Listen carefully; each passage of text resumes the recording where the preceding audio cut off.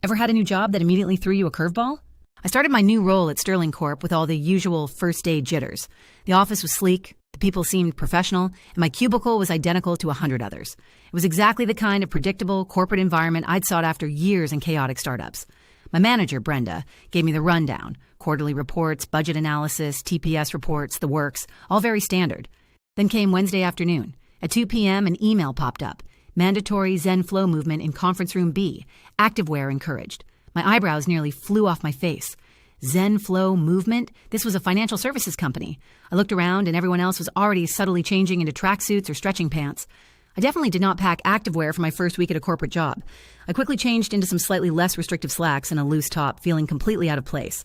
Conference Room B was transformed. Soft New Age music played, incense gently wafted, and about 30 colleagues, including Brenda and even the stoic CEO, Mr. Harrison, were doing what could only be described as very earnest, very awkward interpretive dance. Mr. Harrison, a man known for his rigid adherence to protocol, was gently swaying with his eyes closed, occasionally letting out a low hum. It was surreal. I tried to blend in, mimicking the movements, feeling utterly ridiculous. My internal monologue was a cascade of what in the actual world, and is this a cult? The session lasted a full hour. No phones, no talking, just movement. I felt every ounce of my stiff, desk-bound body protest. When it finally ended, everyone seemed refreshed, almost serene.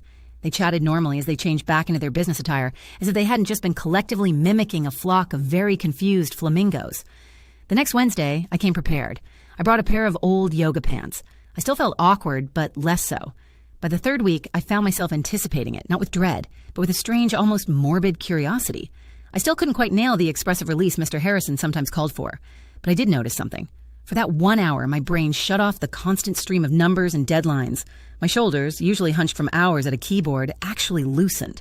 I started to see my colleagues, and even Mr. Harrison, not just as roles, but as people who were equally committed to this bizarre, silent ritual. It never stopped being weird, but it unexpectedly became the most oddly calming, stress-relieving part of my entire week. Who knew corporate enlightenment involved mandatory interpretive dance?